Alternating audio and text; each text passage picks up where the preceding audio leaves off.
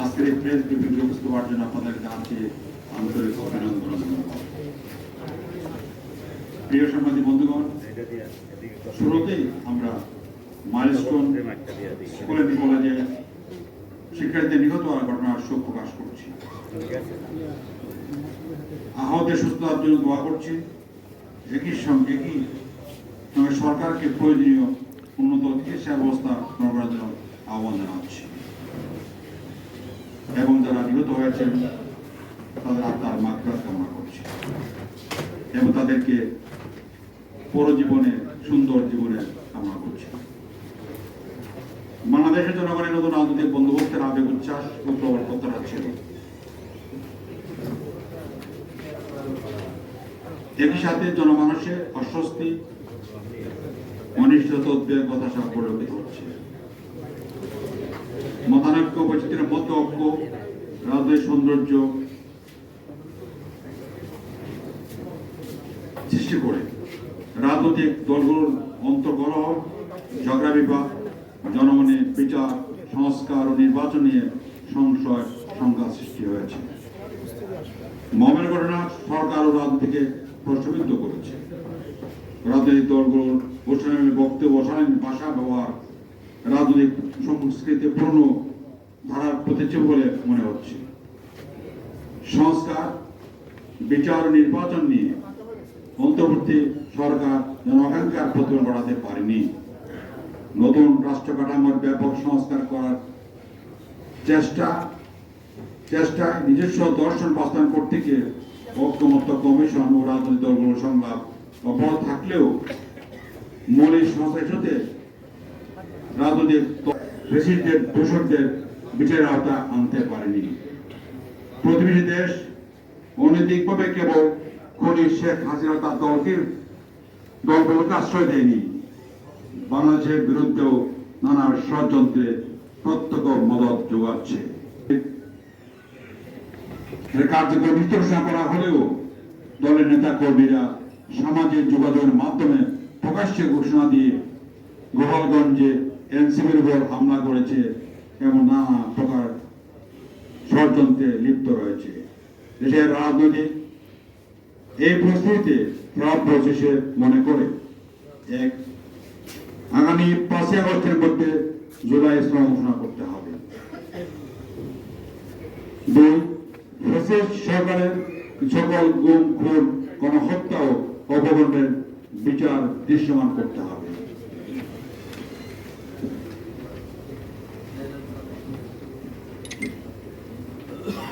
3, দ্রুততম সময়ের মধ্যে মৌলিক প্রয়োজনীয় সংস্কার সম্পন্ন করে 15 ফেব্রুয়ারি 2026-এর মধ্যে প্রয়োজিত জাতীয় সংসদ নির্বাচনের সুনিশ্চয়তা ঘোষণা করতে হবে। অবাধ, নিরপেক্ষ, সুষ্ঠু নির্বাচনের জন্য লেভেল প্লেইং ফিল্ড নিশ্চিত করতে হবে। 4, বাংলাদেশের জনগণ প্রতিষ্ঠা সরকারের প্রণোত্থান চায় না। সেক্ষেত্রে ফেসিবাদ বিরোধী সকল রাজনৈতিক দলকে ঐক্যবদ্ধ দায়িত্বের ভূমিকা পালন করার আহ্বান জানাচ্ছি। একই সাথে খেলাধুলা মনে করে রাজনৈতিক ভিন্নমত, সমালোচনা, প্রতিযোগিতা, সৃজনশীলতা রাজনীতির অংশ। তবে বিভাজন, বিভেদ, প্রতিহিংসা, পারস্পরিক অসমান ভাষা আক্রমণ সুষ্ঠু রাজনৈতিক সংস্কৃতি নয়, বরং জাতীয় ঐক্য বিনষ্ট করতে পারে।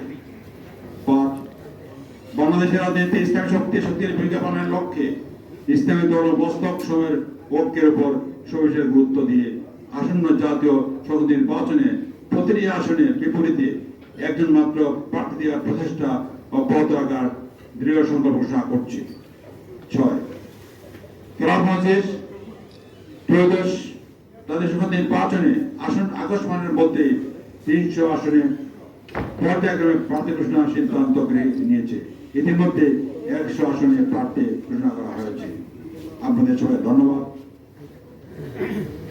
হয়ে গেল না। আর তৃতীয় যে প্রশ্নটা, যে আপনাদের এখান থেকে যখন সাধারণ অধিবেশন চলছিল তখন দেখলাম যে আপনাদের ভেতরেই যে আকিদাগত যে পার্থক্য, যে একদল বলতেছে যে অমুকের সঙ্গে যাওয়া যাবে, একদল বলতেছে যে অমুকের সঙ্গে যাওয়া যাবে না। সেক্ষেত্রে বৃহত্তর পরিষদে আপনারা যদি ঐক্য করতে চান, এটি বাধা নয় কি? প্রথম প্রশ্ন ক্লিয়ার হলো না, প্রথম প্রশ্ন কি ছিল আপনার? প্রথম প্রশ্নটা হচ্ছে আপনার খেলাফতের সঙ্গে গণতন্ত্রের যে একটা পার্থক্য। কারণ গণতন্ত্র যেখানে হারাম সেখানে খেলাফতই হচ্ছে আমাদের রাসূল সাল্লাল্লাহু আলাইহি ওয়াসাল্লামের দেখানো পথ। তা আপনারা একটা রাজনৈতিক দল হিসেবে খেলাফত কিভাবে প্রতিষ্ঠা করবেন? প্রথম কথা হচ্ছে আমাদের আপনি প্রশ্নদের নাম নিয়ে প্রশ্ন করছেন না, আমাদের খেলাফত মজলিস, এটা প্রশ্নের কোনো বিষয় না। এই জন্য নামটা আমরা আজ থেকে বা 40 বছর আগে নামটা ঠিক করেছি। নাম নিয়ে না, আমি বললাম যে খেলাফতের সাথে এখন খেলাফতের যে ওদের যে সম্পর্ক বলছেন বা বিরোধ বলছেন বা হারাম বলছেন, আপনি হারাম শব্দ ব্যবহার করেছেন। আমার বক্তব্য হচ্ছে এটা একটা একাডেমিক বিষয়, যে গণতন্ত্র ইসলামে আছে কি না এটা একাডেমিক আলোচনা হতে পারে, কিন্তু বর্তমানে আমরা নেতৃত্ব বাছাই যে পদ্ধতি, এটাকে আমরা গণতন্ত্র বলছি, নির্বাচন বলছি। নির্বাচন কথা বলার স্বাধীনতা গণতন্ত্র, আমরা যেভাবে গণতন্ত্র বুঝি এটা ইসলামের বিরোধী বলে আমরা মনে করি না। গণতন্ত্র বলতে আমরা বুঝি নেতৃত্ব বাছাইয়ের প্রক্রিয়া, জনমতের প্রতিফলন, কথা বলার স্বাধীনতা। এই অর্থে গণতন্ত্র কোন অবস্থায়, পদ্ধতি অর্থে গণতন্ত্র কোন অবস্থায় ইসলামের বিরোধী না। দার্শনিকভাবে কিছু প্রশ্ন তুলতে পারেন আপনি, এখানে হয়তো বলবেন ইসলামের সঙ্গে সম্মতিপূর্ণ কিনা, এটা প্রশ্ন ঠিকই আছে, কিন্তু পদ্ধতিগতভাবে গণতন্ত্র সারা দুনিয়া গণতন্ত্র বলতে মানুষ যা বুঝে, আমরা যা বুঝি, এটা ইসলাম বিরোধী নয়, এটা হারাম বলার সুযোগ নাই। এটা বড় বড় স্কলারের একমত সারা দুনিয়া আছে, কিছু কিছু স্কলার তো ভিন্ন মত দিয়েছে, বিশেষ করে সৌদি স্কলার কিছু ভিন্ন মত দিয়েছে, কিন্তু সারা দুনিয়াতে সমস্ত ইসলাম স্কলারের একমত যে এটা হারামে পড়ে যায় না। কিছু ব্যাপারে আপত্তি গণতন্ত্রের কোনো কোনো প্রশ্নে আপত্তি থাকতে পারে, কিন্তু as a whole the system, এই সিস্টেমকে হারাম বলার সুযোগ নাই। এগুলো প্রথম কথা। দ্বিতীয় কথা হচ্ছে আমরা গণ আন্দোলনের মাধ্যমে খেলাফত কায়েম করতে, কথা ঠিক আছে। একটা দেশকে পূর্ণাঙ্গ ইসলামে কায়েম করতে হলে, খেলাফত ব্যবস্থায় ফিরিয়ে আনতে হলে, যে খেলাফত আমাদের 100-600 বছর, প্রায় 1000 বছর মতো আমরা চালিয়েছি, দুর্দিন সহকারে আমরা 1924 সাল পর্যন্ত তুরস্কের চালু ছিল, দুষ্টুরি সহকারে। কিন্তু আমরা খেলাফত বলতে যেটা বুঝি মূলত এটা হচ্ছে মূল খেলাফত। 30 বছর যে খেলাফত রাসূল কায়েম করে গিয়েছিলেন, সাহাবীরা কায়েম রেখেছিলেন, 30 বছর খেলাফতকে বলা হয় খেলাফতের আশীর্বাদ। আমরা তার আদলে বর্তমানে খেলাফত কায়েম করতে চাই। খেলাফত একটা বিশ্বব্যাপী কনসেপ্ট মনে রাখা দরকার, উম্মার রাজনৈতিক কনসেপ্ট হচ্ছে খেলাফত। কিন্তু এখনকার বর্তমান যুগে যেহেতু জাতি রাষ্ট্র সব দেশে কায়েম আছে, মুসলমানদের দেশেও প্রায় 50 রাষ্ট্র কায়েম আছে, এখন আমরা বাংলাদেশের আওতায় এটা কায়েম করতে চাচ্ছি। এটাকে খেলাফত আমরা বলছি না, কিন্তু খেলাফত যাওয়ার পথে এটা একটা প্রাথমিক পদক্ষেপ। অর্থাৎ ইসলামের আলোকে এই সমাজটা গড়ে তোলা, ইসলামের আলোকে এই রাষ্ট্রকে গড়ে তোলা। এটা যদি সম্ভব হয় এবং আমরা সহজে আরো বিভিন্ন রাষ্ট্রে সম্ভব হয়, এটা তখন এক পর্যায়ে এসে হয়তো সব মুসলিম রাষ্ট্রগুলো মিলে কনফেডারেশন করার চেষ্টা করা হবে, সেখানে খেলাফত কায়েম হতে পারে। কিন্তু এখন আমরা এই মূর্তিটা কায়েম করতে পারছি না। আমরা তো পারছি দুটোই, খেলাফতের হাতের আলোকে, সাহাবীদের যুগের আলোকে এখন ইসলামের সমাজ কায়েম করা, ইসলামের রাষ্ট্র কায়েম করা আমরা এই চেষ্টা করছি। এবং এটা কায়েম করতে হলে আমরা যারা মনে করি একটা বৃহত্তর গণ আন্দোলন গড়ে তোলা প্রয়োজন। জনগণ যখন মাঠে নামবে, দাবিতে সোচ্চার হবে, তখন এই দাবির কাছে প্রচলিত কায়েমি স্বার্থবাদীরা, কায়েমি যারা আছেন তারা পরাভূত হবে। সেটা করার জন্য আমরা মনে করি আন্দোলনের বিকল্প নাই। তো যেহেতু আমাদের দেশে নির্বাচন চালু আছে, আমরা এই জন্য আমরা মনে করি নির্বাচনের মাধ্যমে আমরা এই পরিবেশ তৈরি করার চেষ্টা করছি, জনমত তৈরির চেষ্টা করছি। এমনি অংশ নিয়ে আমরা যখন ভূমিকা পালন করবো, তখন জনগণ যখন বুঝতে পারবে ইসলাম কায়েম হলে, ইসলামের রাষ্ট্র হলে পরে জনগণ সবচেয়ে কল্যাণ লাভ করতে পারবে, শান্তি থাকতে পারবে, দেশ এগিয়ে যাবে, সমৃদ্ধি লাভ করবে, তখন এক সময় জনগণের মধ্যে আগ্রহ তৈরি হবে যে পূর্ণাঙ্গ ইসলাম কায়েম করার জন্য আমাদের রাস্তা নেওয়া প্রয়োজন, দাবি করা প্রয়োজন। যদি জনগণ সবাই দাবি করে বা বেশিরভাগগুলো দাবি করে, তখন অটোমেটিক্যালি একটা আন্দোলন পরিণত হবে। এই আন্দোলনের মাধ্যমে আমরা চূড়ান্ত পর্যায়ে আমরা কায়েম করতে পারবো। এখন এই মুহূর্তে আমরা এই চূড়ান্ত করে যাচ্ছি না, আমরা এখন যা করা সম্ভব এটা করার চেষ্টা করছি, যাতে গণরাষ্ট্র কায়েম করা, জাতির ইনসাফ কায়েম করা, জাতীয় জীবনের সমৃদ্ধনের ব্যবস্থা করা, উন্নয়নের ব্যবস্থা করা, আমাদের এই মুহূর্তে কাজ। ধন্যবাদ আপনাদের। এর মধ্যে কারো কারো বক্তব্য মনে হয়েছে যে আকিদার লড়াই আছে। এই লড়াইটা হচ্ছে ধর্মীয় লড়াই, কিন্তু বড় কথা এই লড়াইয়ের আলোচনা আমরা দলগত বেশিরভাগ আমরা ছোট শুনে তো আমাদের বেশিরভাগ লোক বলেছে ঐক্যের প্রয়োজন, এই একতলাপ থাকা সত্ত্বেও। এমন এটা সত্য কথা। আমাদের মধ্যে বহু মাযহাব আছে না, বহু মাসলক আছে না, আমরা কি এরকম মানাই? আমরা তো এগুলো ঝগড়া করিতে খণ্ড বিখণ্ড হয়ে যাবে। মত পার্থক্য থাকবেই, সাহাবীদের মধ্যে মত পার্থক্য ছিল, কিন্তু তারা বিখণ্ড হয় নাই। আমরা চাচ্ছি এই মত পার্থক্য থাকা সত্ত্বেও, আমার মত আমার থাকা সত্ত্বেও আমরা সবাইকে নিয়ে যদি আমরা লক্ষ্য করতে পারি, এই ইসলামের লাভ হবে, সম্ভব। এটা এবারে আজকে নতুন কোনো ইস্যু না, এটা চিরদিন দেখা গেছে, বড় ইস্যু দেখা দিলে তো ছোট ছোট বিষয়গুলোকে আমরা কাট কাটাতে পারি। এবং এটা আমরা আহ্বান জানাচ্ছি সবাইকে, আমরা বলেছি যে আপনাদের নিজস্ব ইস্যু রেখে দেন। এখনকার তো সবাই কি করা প্রয়োজন এটা বিবেচনা করেন। সবাই একমত হচ্ছে যে আমাদের এই মুহূর্তে নির্বাচন ঐক্যবদ্ধ করা উচিত। বেশিরভাগ দলের সামনে কথা বলেছি, সবাই একমত হয়েছে যে এই নির্বাচনের ক্ষেত্রে আমরা ঐক্যবদ্ধ নির্বাচন করা উচিত। আমাদের পার্থক্য আমাদের ঘরে থাকুক, রাজনৈতিক ময়দানে ইসলামের প্রশ্নে, জাতীয় উন্নয়নের প্রশ্নে, স্বাধীনতার প্রশ্নে আমাদের ঐক্যবদ্ধ হওয়া প্রয়োজন। এই জন্য আমরা মনে করি আকিদার কিছু কিছু পার্থক্য আমরা এক হতে পারি, এগুলো সম্ভব, এবং আমরা এই চেষ্টা করছি। আপনারা তো আসলে দোয়া করেন, সহযোগিতা করেন, তাহলে এক হতে পারে।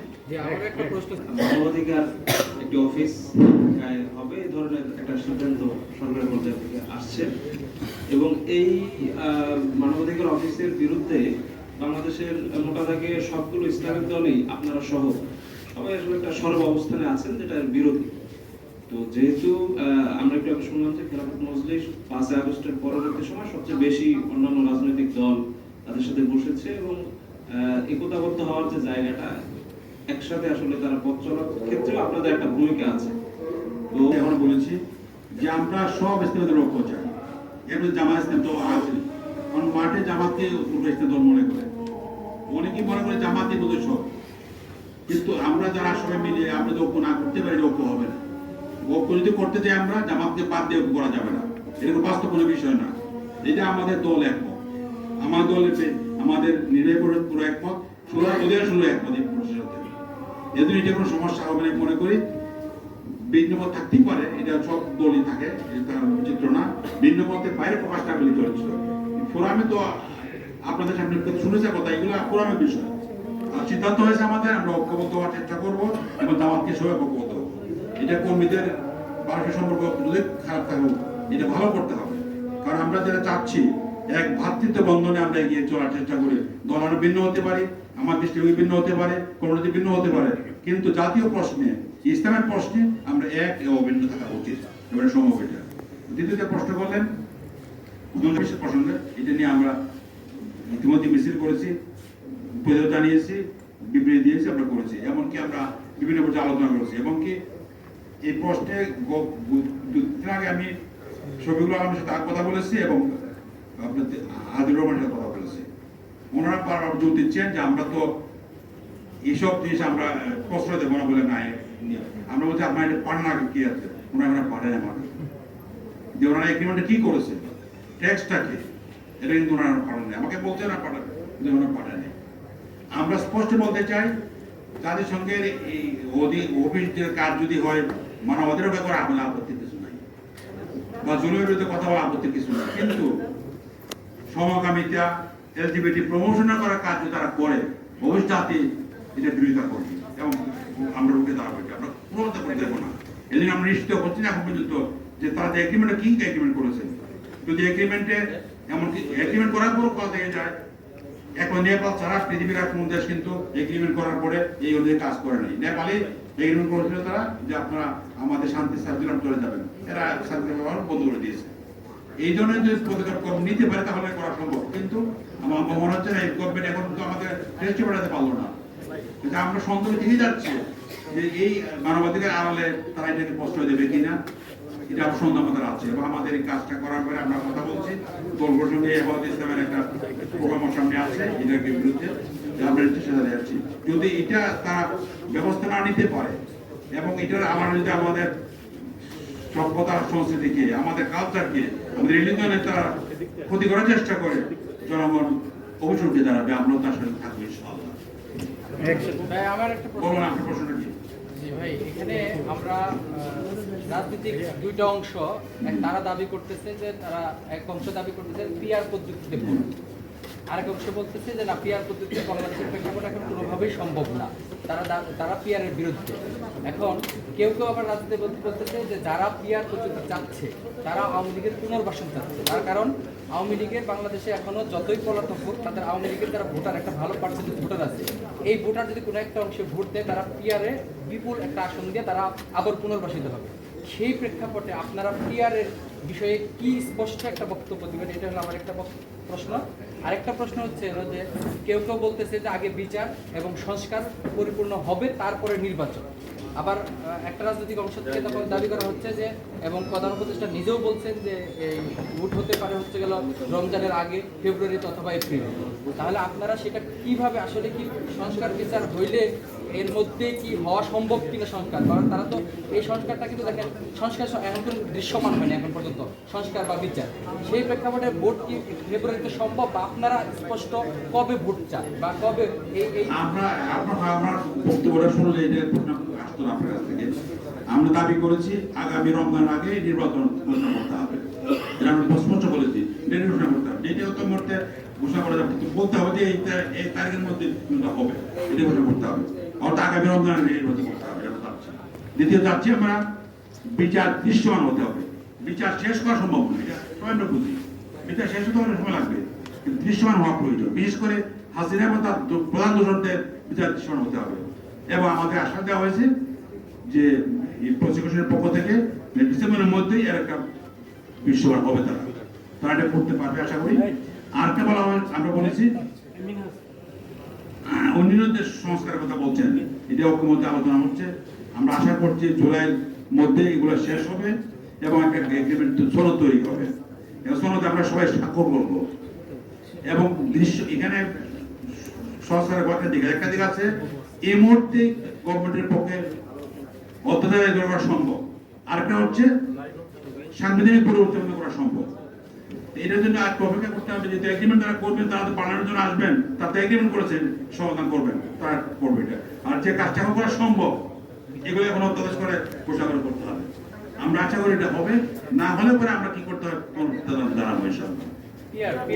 আর পিয়ার সম্পর্কে আপনার এটা একটা একাডেমিক কথা হচ্ছে, পিয়ার সারা বিশ্বে প্রতিষ্ঠিত একটি পদ্ধতি। বিশ্বের 170টি দেশের মধ্যে গণতন্ত্র কম বেশি আছে, সেখানের মধ্যে 91 দেশে পিয়ার পদ্ধতি চালু আছে। ইউরোপের মধ্যে ফ্রান্স এবং ইংল্যান্ড ছাড়া সব দেশে পিয়ার পদ্ধতি চালু আছে। আপনার দক্ষিণ আমেরিকাতে ব্রাজিল, আর্জেন্টিনা সহ প্রায় সব দেশে পিয়ার পদ্ধতি চালু। আফ্রিকাতে অনেকগুলো দেশে পিয়ার পদ্ধতি চালু। এবং এশিয়ার দেশগুলোর মধ্যে আপনার নিউজিল্যান্ড, এশিয়ার নিউজিল্যান্ড সহ যদি বলি আমরা, জাপান, দক্ষিণ কোরিয়া, ফিলিপাইন, থাইল্যান্ডে এগুলো চালু আছে। এবং মুসলমান দেশগুলোর মধ্যে ইন্দোনেশিয়া, টার্কি, মরক্কো, ব্রাজিল, আলজেরিয়াতে চালু আছে, ইরাকে চালু আছে। এজন্য এটা একটা প্রতিষ্ঠিত পদ্ধতি। এর ভালো দিক কিছু, তার ত্রুটি আছে, গভর্নমেন্ট স্টেবল করে কিছু কিছু ক্ষেত্রে আছে। এগুলো পেয়ার পদ্ধতি চালু করার জন্য প্রথম হচ্ছে এটা এগ্রিমেন্ট আগে হওয়া দরকার, এবং সবার মধ্যে আলোচনা ঠিক হবে আমাদের কোন ধরনের পেয়ার পদ্ধতি প্রয়োগ করা সম্ভব, কারণ পেয়ার পদ্ধতি তার পার্সোনাল আছে। এজন্য বাংলাদেশে কোন পদ্ধতি সম্ভব, কিভাবে সম্ভব, যে আলোচনা করতে হবে। কিন্তু এই মুহূর্তে আলোচনা শুরু হয়নি, দাবি আজকেও করছে। কিন্তু আমরা সবাই জানি নির্বাচনে আছে 8 মাস বাকি আছে, এর মধ্যে এটা চালু করা সম্ভব কিনা আমার এটাও। তবে যে আলোচনা হওয়া দরকার আছে, আমরা চেয়েছি উচ্চকক্ষে যাতে পেয়ার পদ্ধতি চালু হয়, আমরা এটা চেয়েছি উচ্চকক্ষে, এবং নারী আসন, নারী সংরক্ষিত আসন নির্বাচনে যাতে পেয়ার পদ্ধতি ব্যবহার করা হয়, এটা আমরা চেয়েছি। এবং আমাদের দেশের প্রায় বেশিরভাগ দল, কি ডান কি বাম কি ইসলামিক, বেশিরভাগ দলই চেয়েছি পেয়ার পদ্ধতি উচ্চকক্ষে হোক, নারী আসনের ক্ষেত্রে হোক, এটা আমরা চেয়েছি। এখন কেউ দল চাচ্ছে না এটা দেখা।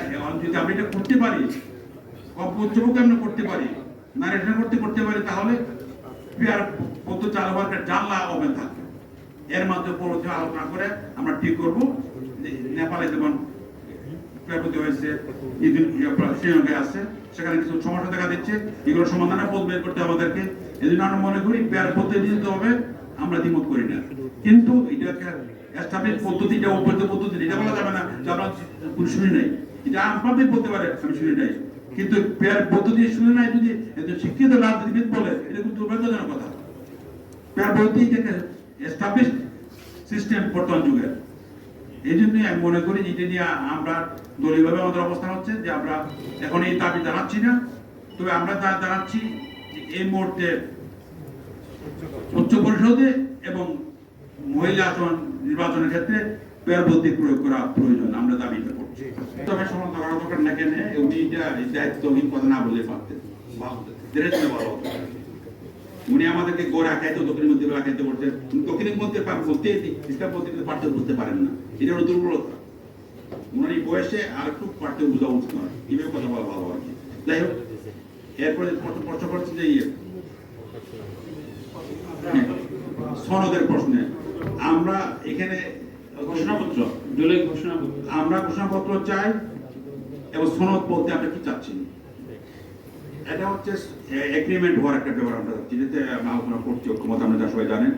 এই ঐক্যমত হওয়ার পরে একটা সনদ তৈরি হবে এবং এর সঙ্গে ঘোষণাপত্র থাকবে, এই ঘোষণা সহ সনদপত্র যাচ্ছে আমরা, এবং সব জিনিসই আমরা এনসিপিতে যাচ্ছে ঘোষণাপত্র এবং সনদ আমরা চাই কার্যত। কিন্তু সনদ বলতে বোঝাচ্ছে আমরা ঘোষণাপত্র সহ একটি পয়েন্টগুলো আসবে, এগুলো মিলিয়ে একটা সনদ তৈরি হবে, এটা আমরা চাচ্ছি।